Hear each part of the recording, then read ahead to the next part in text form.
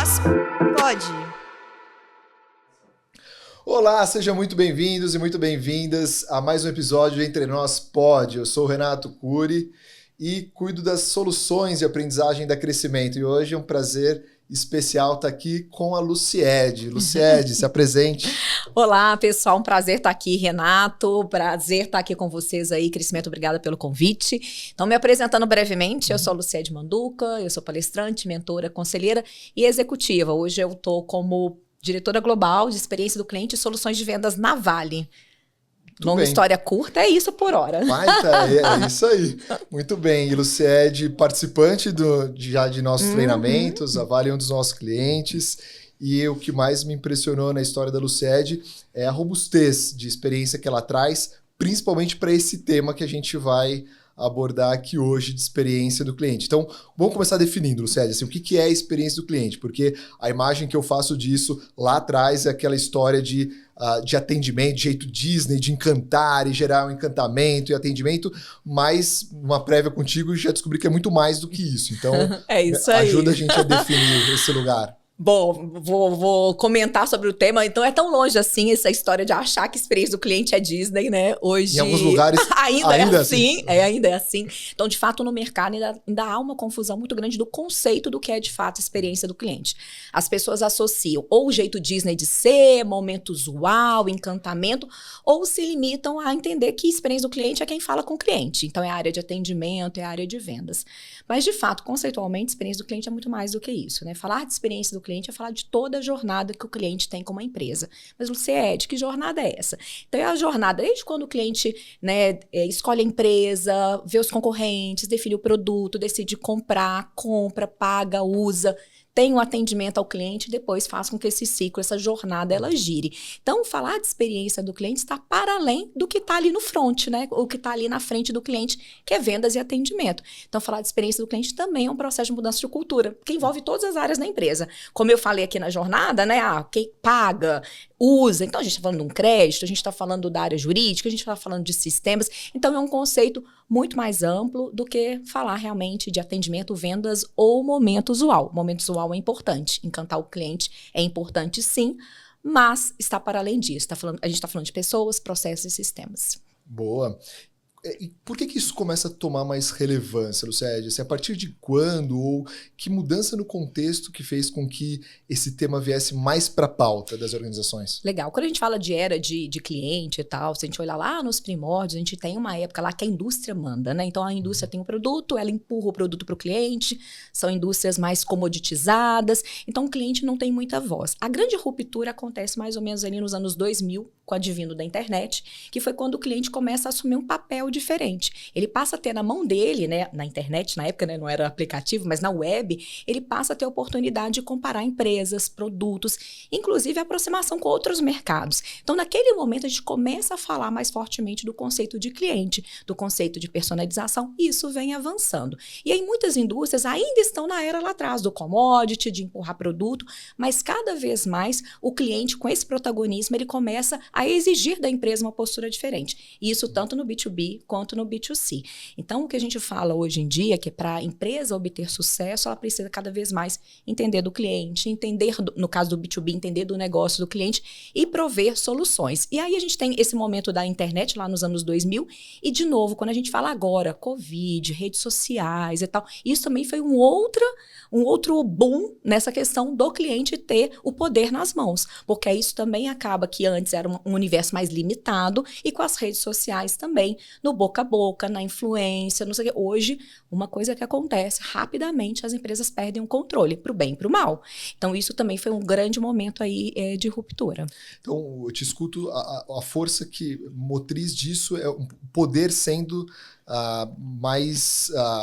estando mais na mão dos clientes. É um deslocamento de poder. Eu acho que é isso, é um deslocamento de poder, né? Antes eu tinha uma indústria que preparava algo e o cliente tinha aquilo para consumir.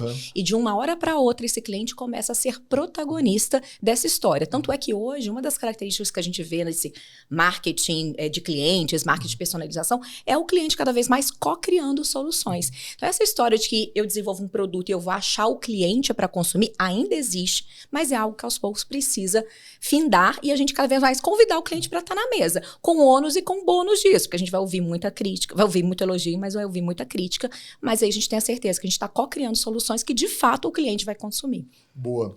É fácil pensar e validar isso, porque se remontar anos atrás, quer dizer, existiam poucas opções para transferir dinheiro de um lugar para o outro. Perfeito. Inclusive poucas opções de banco, etc. E hoje em dia, são inúmeras, né? Inúmeros tipos de soluções, serviços financeiros que permitem fazer isso. Então, de alguma forma, ter o poder de escolha, ter o poder de opção é parte desse deslocar o poder para a mão do cliente, né? Exato. Junto com informação também. Acho que no passado a informação não era tão descentralizada quanto agora. A gente vai para uma consulta médica, a gente se prepara antes da consulta médica, já vê o resultado do negócio, já pesquisa no Dr. Google e chega com informação. Aí, quando a gente fala lá na era, né, de 2000 com a internet e tudo que vem depois disso, é isso, porque você começa a ter acesso a uma série de informações que antes você era, o cliente era passivo, ele consumia o produto que era desenvolvido, ele consumia a campanha que era produzida, né? A gente tinha campanhas produzidas para, né, para TV e a gente ficava lá absorvendo.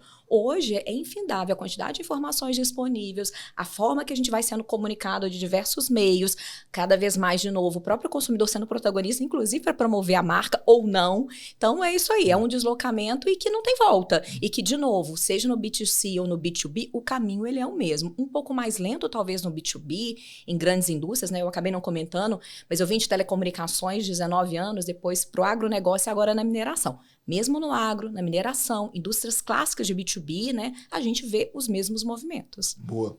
E na sua experiência de carreira, passando por esses lugares, para as pessoas que tinham o mau entendimento do que é a experiência do cliente, que distorciam o significado ou não viam essa relevância, né? Se você puder...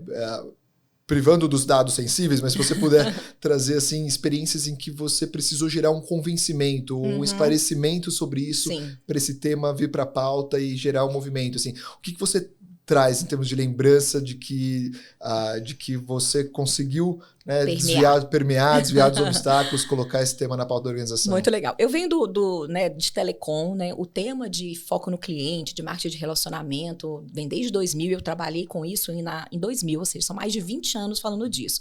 Quando eu venho para o agronegócio, eu conto isso nas minhas palestras, eu tinha lá um checklist de várias coisas que eu queria fazer e que eu iria mudar dentro da empresa ou movimentar, e de repente quando eu chego no agro, a gente não tinha uma série daquelas questões que eu havia no meu checklist, inclusive o entendimento do que era a experiência do cliente. Apesar de ter sido criada uma gerência sênior para apoiar a empresa a fazer uma mudança de cultura, de foco no produto para foco no cliente, quando eu permeava a organização e ia contando, e agora na Vale também, eu falo, não tem problema, porque é um processo de mudança de cultura, é a mesma coisa. Várias áreas eu chego, a pessoa fala assim, você vai falar com o cliente? Então, a referência ainda é a área de atendimento a cliente, né? E aí, de novo, e aí nesse caso da Vale, né, a minha estrutura está dentro de uma diretoria global de vendas. Não, então você não vai falar com o cliente? Mas você vai vender, né? Então, ainda hoje, a gente tem isso, e tanto no agronegócio quanto agora na mineração, a gente tem essa dificuldade, tá? Ou seja, mas como você faz isso? E, de novo, é muito trabalho de letramento, de convencimento, de você levar o que é o tema, mas mais do que isso, não é uma questão de, como é que eu vou dizer, de ser professoral, de ser conceitual. Acho que uma das principais coisas que um profissional de experiência do cliente precisa ter é a visão do negócio, porque na hora que você entende o negócio, até na forma como você vai abordar as áreas, você precisa trazer essa linguagem do negócio. Não é cadeia de suprimentos, é o supply, é procurement, aí você começa, aí a pessoa olha para você e fala assim, esse negócio não é só atendimento, não é só vendas. Então, requer do profissional de experiência do cliente uma visão realmente do negócio. E uma outra questão que eu sempre falo é assim, experiência do cliente é estratégia, é cultura, então precisa também estar alinhado com estratégia, cultura, valores da organização. Não adianta falar que você criou uma área, que tem uma profissional de mercado que conhece do tema, que as coisas vão acontecer por si só. Já não é uma coisa fácil de fazer. Leva tempo, porque é cultural.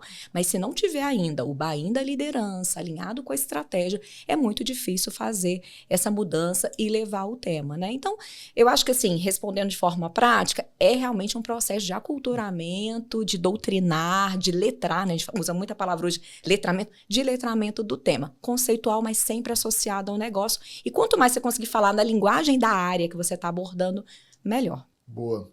E Lu, quando você precisou colocar isso na cultura, né? Uhum. Assim, quais foram os passos para isso? Como é que se deu a Sim. implementação para trazer a experiência do cliente para dentro do negócio? Eu costumo dizer assim, a gente se cerca de um monte de metodologia, mas quando a gente chega na empresa, a depender da cultura que a gente encontra, da liderança, do momento, as coisas vão mudando um pouco. Então eu vou falar de uma forma geral, mas obviamente, e aí eu vou falar mais do agronegócio e da mineração, que são os exemplos mais recentes e onde eu encontrei mais falta de conhecimento do tema. Eu gosto de usar muito a questão da gestão da mudança, né, do change management, que é uma disciplina que para mim é uma das disciplinas mais importantes quando a gente fala de mudança, seja de cultura ou de projetos, porque a gente vai falar ali de comunicação, de treinamento, de preparação, né, de prontidão para mudança, de liderança.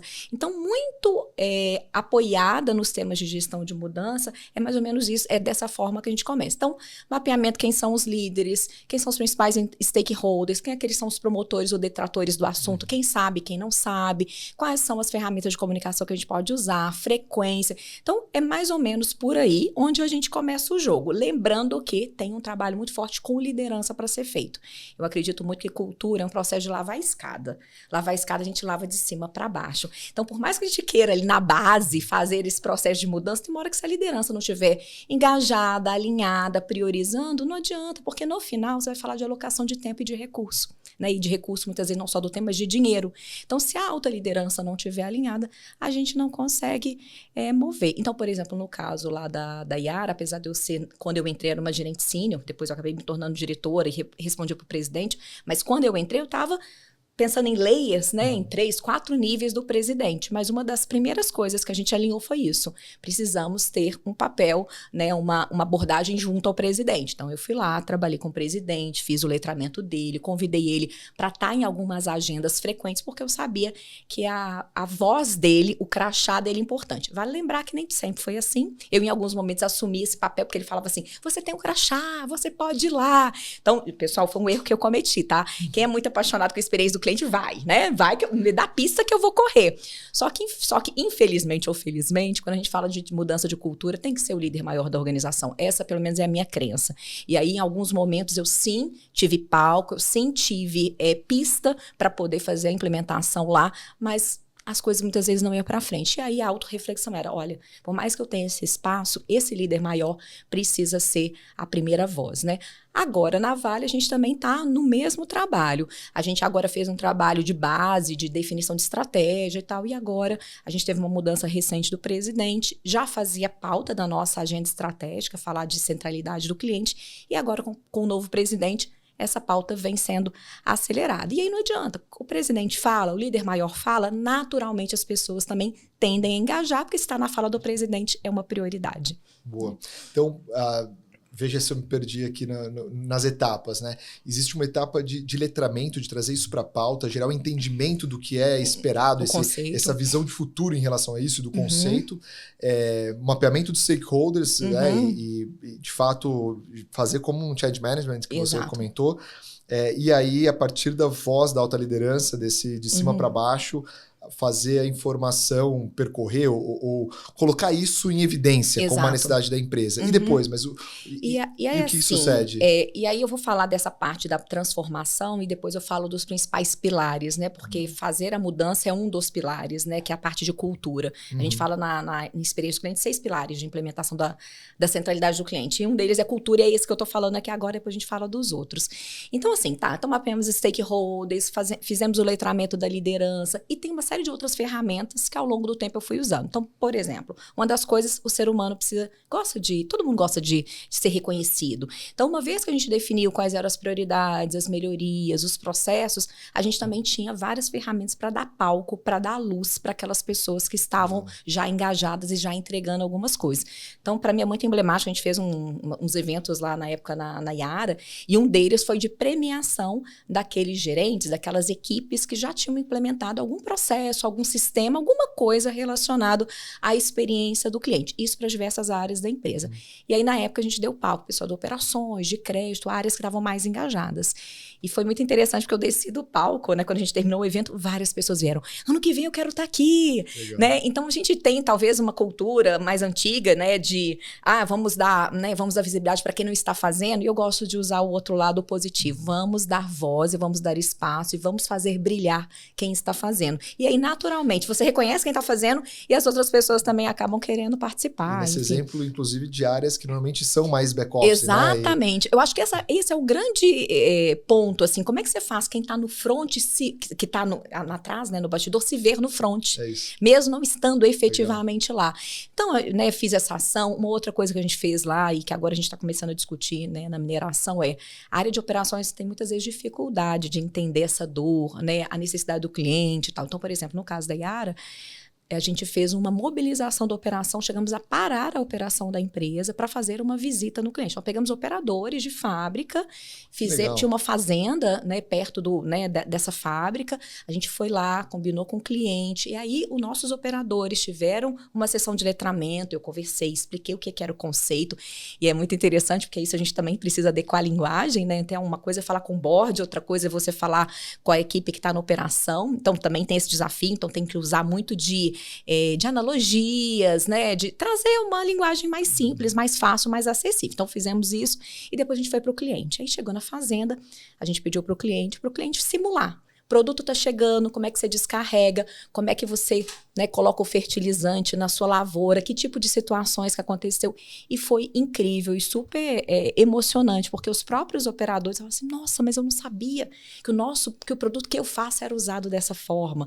Eu não sabia que o fato de eu arrumar carga dessa forma no caminhão impactava aqui a ponto de, por exemplo, causar um acidente. Eu não sabia que aquilo ali que eu estava regulando na máquina, que não era exatamente o que era pedido, causava esse impacto no cliente do ponto de vista de produção. Então, foi assim, foi um divisor de águas, porque a gente quebrou vários paradigmas. Primeiro, levar um conceito que é tão elaborado para a equipe de operação. Segunda coisa, você fazer, de fato, um dia inteiro uma operação parar, né? Então, a gente teve um trabalho muito... E eu falo, nessa gerente, era uma gerente daquela operação, ela teve a visão de falar, não, eu consigo ajustar minha produção e um dia não vai me prejudicar. Até porque a gente faz parada de manutenção. E aí, o terceiro ponto, a sensibilidade lá na hora deles perceberem. Aí a gente depois voltou para a sala de aula e eles fizeram uma série de reflexões e mudanças muito simples aconteceram. E aí aqui eu estou trazendo esse exemplo, mas que ele sirva para outras indústrias. Muitas vezes quando a gente fala de experiência do cliente, de encantamento, a gente está pensando em coisas mirabolantes.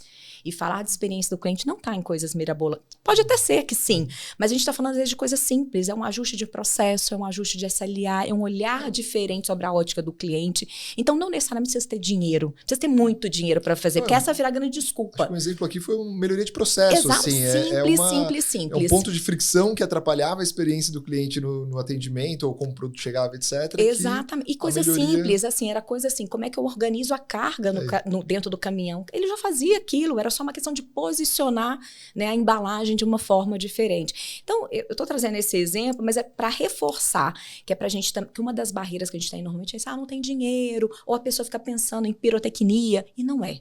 Né? Muitas vezes está em melhoria simples de processo. O que muda? Qual é a lente que eu estou colocando para enxergar aquilo? Né? É a minha lente enquanto área, né?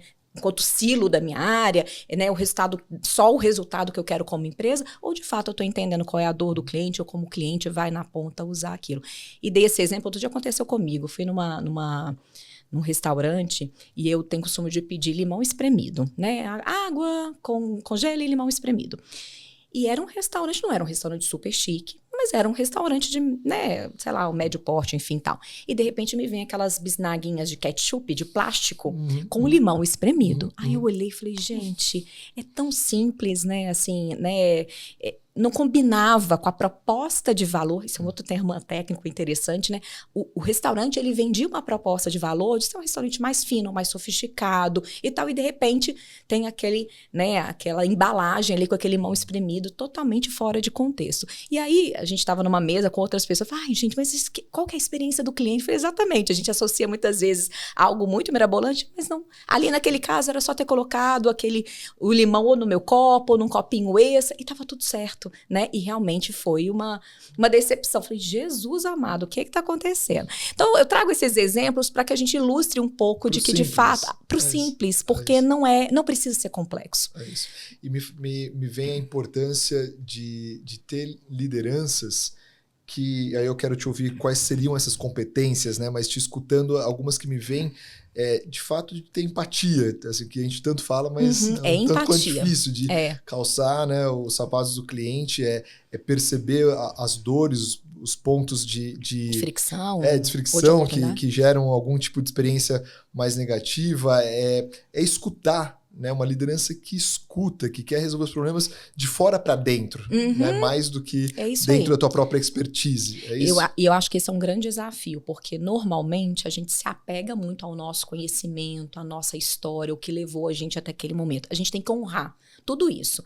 Mas a partir de um determinado momento, de fato, é um olhar de empatia e de escutativa sobre o outro. Porque qualquer empresa, eu falo, né? No dia que existir uma empresa que não tenha cliente, vocês me avisem. Porque sempre vai ter um cliente. Ah, mas é um ONG, não sei o quê. Gente, toda empresa precisa gerar resultado. E como é que você gera resultado? É quando você tem alguém consumindo o seu produto. O seu serviço, a proposta de valor. Então, se é ele que consome, se é ele que está deixando o dinheiro dele dentro da minha empresa, eu preciso escutá-lo. E quando a gente fala desse processo de escuta, é de fato se despir de todas as suas crenças, de tudo o que te fez chegar até ali como uma empresa de sucesso, olhar para aquilo, um olhar apreciativo e ver que às vezes algo que deu certo até aquele momento já não dá mais, às vezes a própria realidade do cliente mudou e isso vai te obrigar a ter uma atitude diferente. Então o tema da... Eu tento não usar muito a palavra empatia, porque para quem é de business parece uma coisa meio fluffy, né? Empatia, isso é empático. Mas genuinamente é isso, é entender a dor, né? É entender como eu, empresa, consigo entregar algo, ou que vai resolver um problema, ou que vai ser ou sei lá, vai viabilizar uma oportunidade que o cliente esteja enxergando. E aí a gente vai avançando para um conceito que é de sucesso do cliente. Para eu ter sucesso na minha empresa, eu preciso que o meu cliente que usa o meu produto precisa ter sucesso. No passado, eu lembro em telecom, e hoje algumas indústrias ainda fazem isso. A gente vendia um produto, um serviço. Lembra que era um tanto de formiguinha? Né? Toda promoção que era lançada tinha um monte de si que vinha desse tamanho justamente para o cliente não enxergar, consumir. Era quase que eu estou enganando o cliente para garantir que ele comprou e eu garantir a receita daquele mês. E quando a gente fala desse avanço da experiência do cliente, é como é que eu tiro essas formiguinhas, essas letras pequenas e começo a dar clareza do que de fato eu entrego e do que não entrego. No final é uma escolha. Né? E muitas vezes o cliente quer algo que a empresa não é capaz de entregar. Seja por processo, seja por proposta de valor, não importa, mas está claro, né? E o cliente escolhe se ele quer ou não fazer negócio com você. Mas é uma mudança muito grande de mindset. E, de novo, quando você tem muito tempo numa empresa, muitas entregas feitas, é muito duro, é dolorido ouvir. Né? Até porque acho que a gente se torna cheio de certezas. Sim, eu te escuto também desse lugar de... quando a gente constrói soluções longe do cliente, a gente constrói baseado num repertório passado que talvez já não seja mais útil. Exato. Aí tem uma frase que é: o que nos coloca em problema não é que a gente não sabe, mas é o que a gente sabe com certeza. Exato. E a gente se apega nisso, né? E é muito difícil quebrar esses paradigmas, né? E aí tem vários exemplos clássicos de mercado, de empresas que acabaram por isso, porque elas estavam tão presas às suas crenças que elas não conseguiam ver que o mercado estava mudando. Então, Nokia é um exemplo, a própria questão da Blockbuster com a Netflix, e tem tantos outros exemplos. Recentemente eu escutei um exemplo, foi muito interessante. Era uma empresa de embalagem de geleia, né? Eu não sei exatamente, não vou falar aqui o nome, né? Não vem ao caso, mas eles estavam tendo uma queda muito grande da embalagem. E aí, quando foi conversar com os vendedores, falaram: não, a gente está perdendo, a gente não está conseguindo vender essa embalagem, porque quem faz a geleia, né? A empresa que faz a geleia, está perdendo o mercado e não está conseguindo vender. Então, ele é o nosso maior cliente, não está conseguindo, né, vender a geleia, então eu também, como fornecedor dessa embalagem, não consigo mais. E aí, né, quem estava lá fazendo trabalho com aquela equipe de vendas, eu falei: mas tá faltando os 5 porquês. E aí, naquela questão dos 5 porquês, eles foram voltando. Mas por que não? Aí a empresa de embalagem vinha e falava assim: não, porque o nosso mercado está diminuindo. Não, o mercado está diminuindo. Não, mas por que está diminuindo? Enfim, resumindo a história, eles entenderam que o mercado consumidor daquela geleia, as famílias estavam reduzindo. E aquela geleia só tinha num pote grande. E quando a família abria aquela geleia, perdia, porque ela não conseguia consumir. Então, o que o consumidor falava? Eu gosto da geleia, eu quero consumir, mas da forma como está hoje, ela estraga. E por isso que eu não estou consumindo mais. Enfim, daquilo ali, eles acabaram desenvolvendo um novo produto, uma embalagem pequena, inclusive com um valor para a empresa que produz embalagem maior. Mas por quê? Porque no final eles foram entender e chegar nos 5 porquês do porquê que aquilo ali estava diferente do que era no passado. Mas, de novo, precisa ter empatia, precisa querer realmente entender o que está do outro lado e esquecer um pouquinho do passado. Honra, mas olha daqui para frente, porque as coisas mudam, né? E para ponta, né? Sim, ir pra ponta. Ir pra ponta eu sempre ouvir, falo isso, com humildade, não ficar gerenciando atrás da mesa.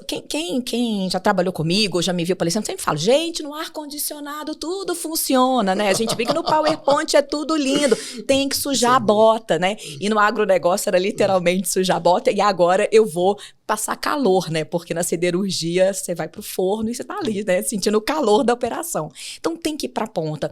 Então tem que conversar com o cliente, tem que, para operações de varejo, tem que ouvir ligação lá com a equipe de atendimento. Eventualmente, uma coisa que eu fazia muito em telecom, eu levava as áreas para fazer atendimento ao cliente. A gente tinha um trabalho lá de levar pra loja, para ficar do lado do vendedor, para eventualmente até atender o cliente. Uma outra coisa é depender do produto que você tem. Consuma o seu produto, faz o que a gente chama do mystery shopper. Por que não? Porque é uma forma de você, de fato, sair desse lugar de quem está propondo algo para, de fato, ser o consumidor daquilo, né? Eu falo no agronegócio e no caso da mineração, é difícil, não está na prateleira, eu não consigo usar, então tem que usar de outras ferramentas. Mas é possível e tem que sujar a bota, tem que ir para a ponta, tem que conversar com quem está lá falando com o cliente. E com o cliente, né, obviamente. E no mundo que muitas pessoas gostam de respostas prontas, né? Eu vejo uma determinada empresa, Zappos, que a Amazon comprou, e deixa eu replicar a experiência UAU que eles geram no mercado eletrônico. Zappos é um super case. Mas a importância de ouvir, porque às vezes vai para soluções distintas. Me vem também 2 casos que usaram soluções opostas. Uma empresa de seguro nos Estados Unidos, acho que chama Lemonade, que eles viram que o ponto de diminuir a experiência do cliente é quando eles tinham que ligar para um outro ser humano para explicar um ocorrido, relatar, para resgatar um determinado seguro. E o que gerava um sentimento ruim era a dúvida se eu iria receber e quando eu iria receber. Eles embarcaram tecnologia para fazer essa avaliação e eles prometem coisas de minutos, um desfecho para isso. E se é merecido, já acontece o seguro no dia seguinte. Um negócio impressionante. Outra empresa de varejo num país da Europa, eles perceberam, principalmente pós-pandemia, que a parte dos consumidores de maior idade, eles estavam rejeitando muito os caixas automáticos. A tecnologia, nesse caso, atrapalhou. No primeiro caso, ajudou, mas nesse atrapalhou. Eles voltaram com caixas humanos, com pessoas que foram habilitadas em puxar conversa, treinadas em puxar conversa. Então, me vem o caso de... Para um caso, tecnologia. Para outro caso, retirar a tecnologia, voltar humano. Assim, soluções opostas, né? E às vezes o mesmo business, né? Pode ser que às vezes o mesmo business. Então, volta a essa importância de prestar mais atenção. E volta ao ponto central. Quem é o seu cliente? Né? Porque assim, pode ser, e isso é importante, quem é meu público, quem é meu cliente, que tipo de personas, que é um outro conceito de experiência do cliente, que tipo de personas são essas que consomem o meu produto? Porque a depender, as soluções elas são diferentes. Uma eu posso trabalhar mais o digital, outras não, às vezes dentro da mesma empresa, né? A depender do recorte que você tem da segmentação e da persona, ali cabe digitalização e outro cliente não cabe. E não quer dizer que você ter atendimento humano é ruim, porque também eu tenho alguns cases que o fato do cliente cair no atendimento era uma possibilidade de você fazer cross-sell e upsell, que também são outros termos, né? Sem querer falar de um monte de palavrinha que talvez as pessoas não se conectem, cross-sell e upsell é a oportunidade que você tem de vender algo adicional para o seu cliente. Então, de novo, por isso que eu falo, requer muita empatia, requer muita técnica, não é uma palavra da moda, precisa realmente de muita metodologia, de muita técnica, até para você fazer essas escolhas de Sofia, porque também você vai para um caminho único, não quer dizer que você está atendendo o seu público. Você falou de método, a gente falou de cultura. Vamos falar etapa. Dos 6. Quais são as outras 5 etapas? Então, e aí assim, não é mérito meu não, né? A gente tem um livro que chama Outside In, que é um livro... Aliás, eu não fiz a propaganda dos meus livros, né? Faça, por favor. Então, só fazendo um parênteses, né? A literatura de experiência do cliente é uma coisa bem rara. São poucos os livros, principalmente no Brasil. A maioria dos livros que tem são livros em inglês, seja na Europa ou nos Estados Unidos. Então, a gente começou a identificar uma carência de livros, de livros, de coisas para serem consumidas no Brasil. Então, na pandemia, foi lançado o primeiro livro, que é a Experiência no Cliente, na Teoria e Muita Prática. É um livro que reúne mais ou menos uns 30 profissionais contando seus cases de experiência do cliente. Então, eu tenho lá um capítulo onde eu falo dos 7 desafios de implementar a cultura com foco do cliente. E agora, a segunda edição lançada, deve ter algumas poucas semanas, também com outros novos profissionais, também contando suas experiências. E aí, no caso, eu fui convidada novamente, que foi super gostoso participar do livro de novo. Então, né, para quem quiser consumir cases, tem lá esses 2 livros, o né? O título do segundo? A mesma coisa. A mesma coisa, a segunda edição, com mais ou menos o mesmo formato. Mas voltando nas 6 etapas, então tem um livro chamado Outside In, que é a bíblia de quem, né, quer estudar sobre o tema, e lá a gente fala de 6 fases, 6 pilares para implementar a centralidade do cliente. Então, fala definição de estratégia, que é o primeiro, depois a gente fala de entender a necessidade do cliente, depois a gente fala de design e inovação, que entra essa parte de desenhar a jornada, entender a oportunidade. A gente tem a parte de métricas, a gente tem a parte de governança de projetos e iniciativas e a parte de cultura. Então, todo mundo, quando eu falo desse, fala assim, agora tá fácil, né? Vou pegar o livro, tem os 6 pilares. Aí é onde eu brinco, né? Da beleza de experiência do cliente. Porque, a depender da empresa, você pode começar de lugares diferentes, né? Então, por exemplo, no caso de telecom, a gente trabalhava muito a parte de design de jornada. Então, entender qual era a jornada, quais eram as dores e as melhorias. No caso da Yara, a gente já começou com métrica.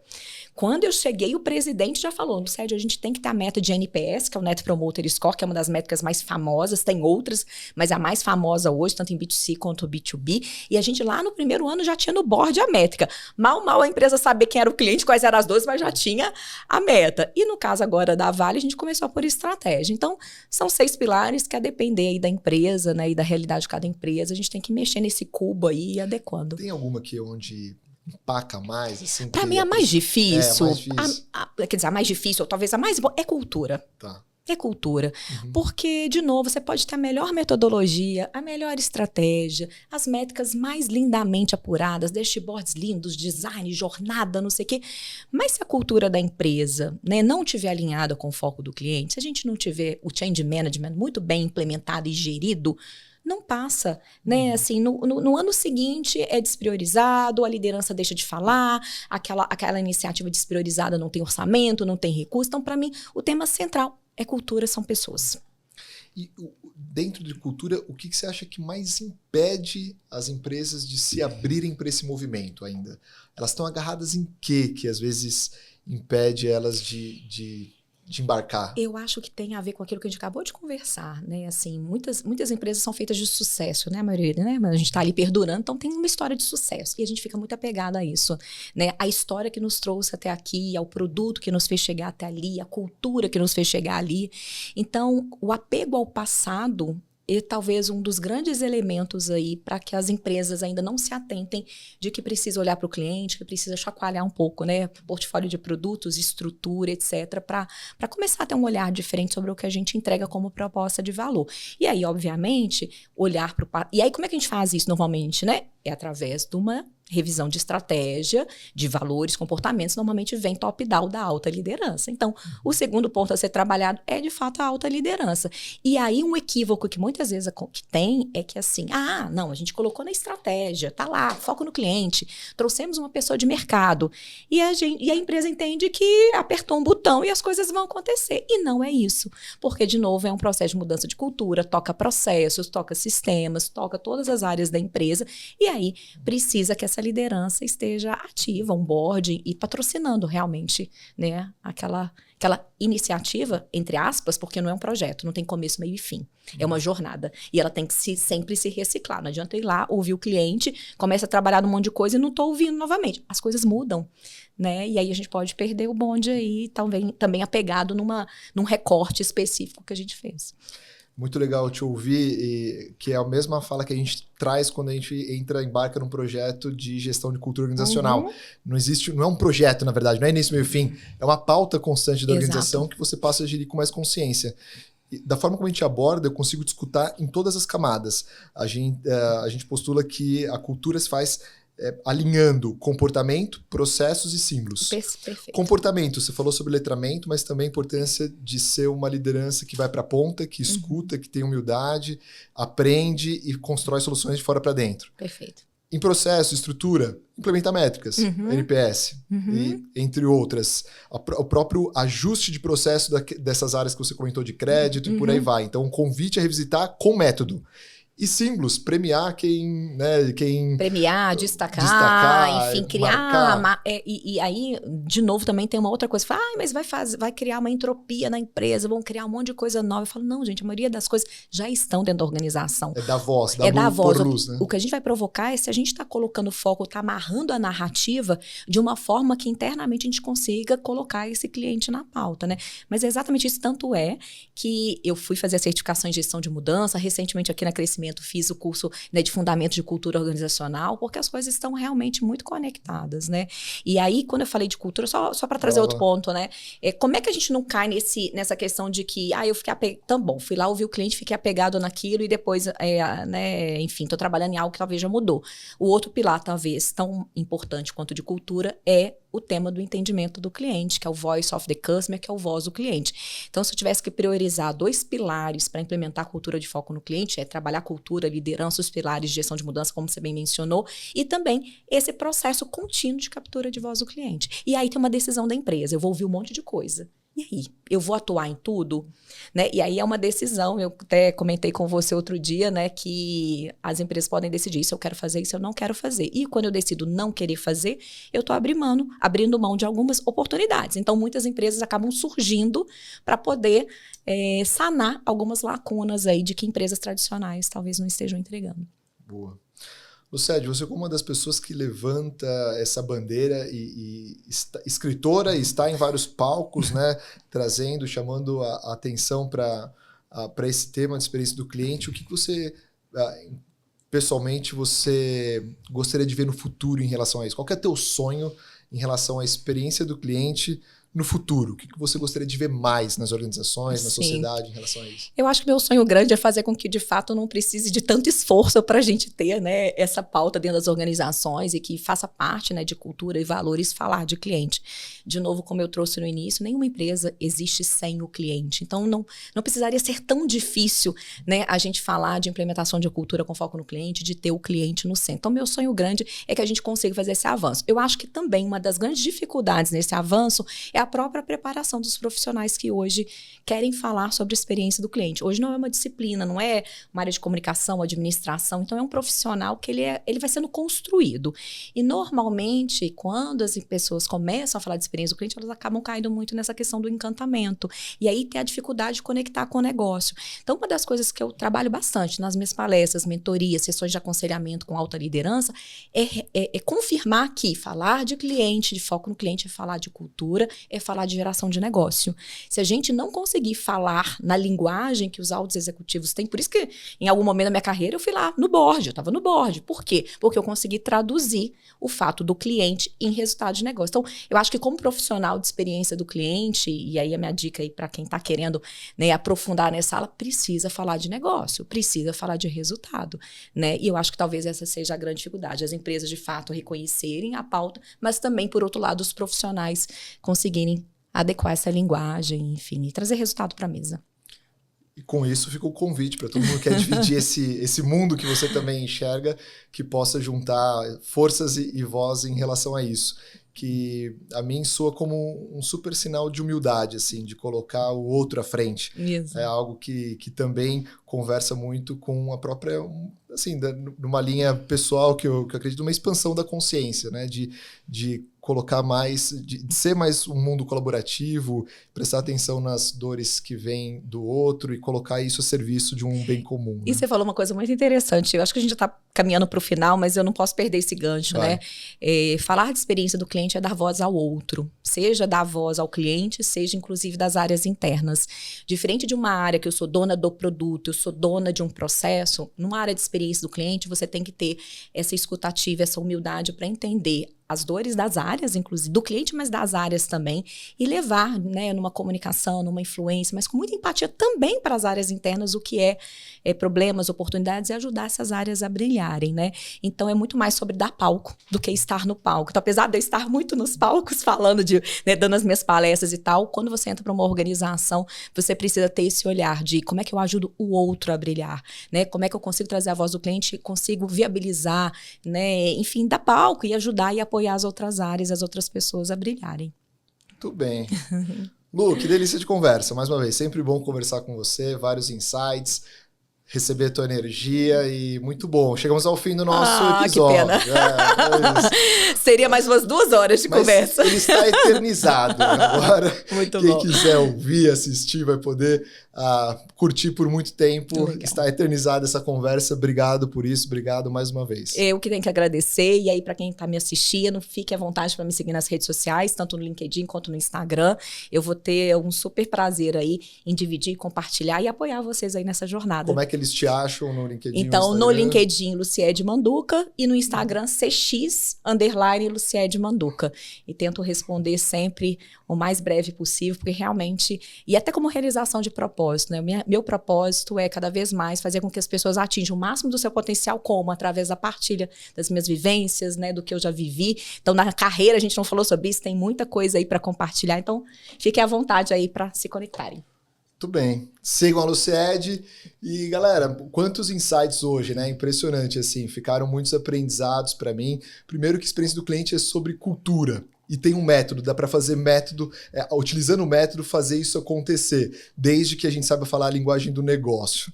E isso faz com que esse tema surja para a pauta da alta liderança, já que escada a gente lava de baixo para cima, então a gente precisa convidar a alta liderança para isso. Mas, essencialmente, a experiência do cliente é sobre o outro, é sobre dar palco para o outro. E isso é um super sinal de humildade e de escuta. Espero que vocês também tenham curtido os aprendizados e deem movimento para esses aprendizados aí no seu dia a dia. Um beijo e até o próximo episódio. Entre nós, pode.